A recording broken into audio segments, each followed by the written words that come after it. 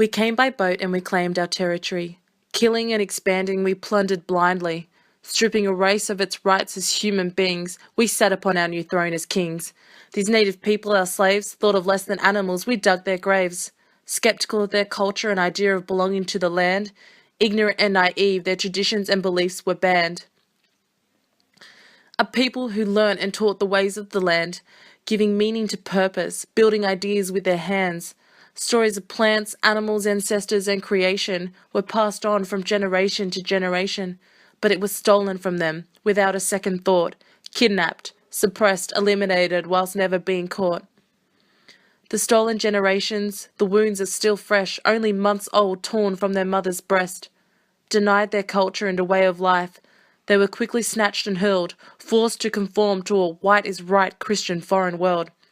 Better off, they said, Australia stands a nation free, still viewed as second-class citizens in society. Stuck between two worlds of identity, asking the question, where do I belong? Where do I belong? Where do I belong? Too black to be white, too white to be black, trying to gain the skills of life that we decided they lacked. A sickness of society plagued by superiority, the only answer, biological assimilation deemed necessary. The white way of life is sure to be threatened, the hopes that an entire race will soon be forgotten.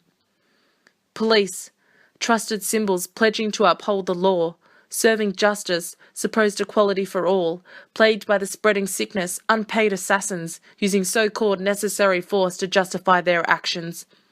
Deaths in custody, deny the right of free trial, not defending your actions but the colour of your skin for survival.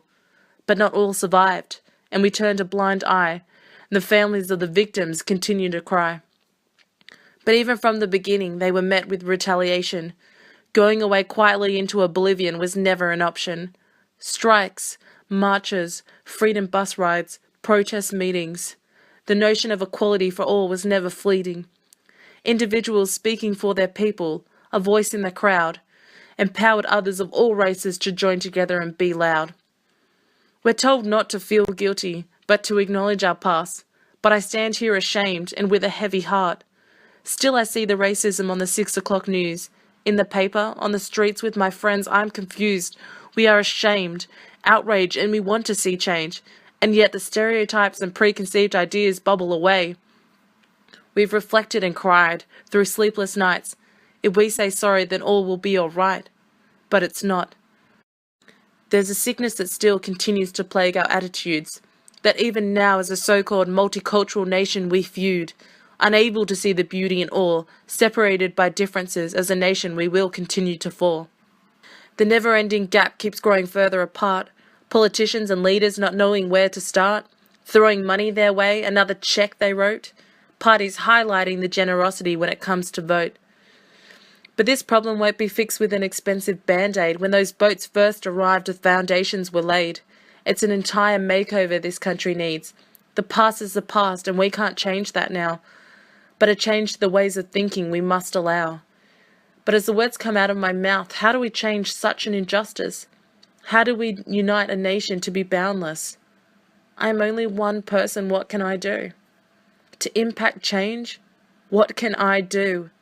To stop the hate and cure the sickness, what can I do? Education. As a teacher, education is what I can do. Shaping young minds to acknowledge our past, accepting and tolerant of others regardless their caste, that no matter your skin colour, the size of your head, the way you dress, or your belief of how the world came to be, we are all humans, brothers and sisters, united under one country.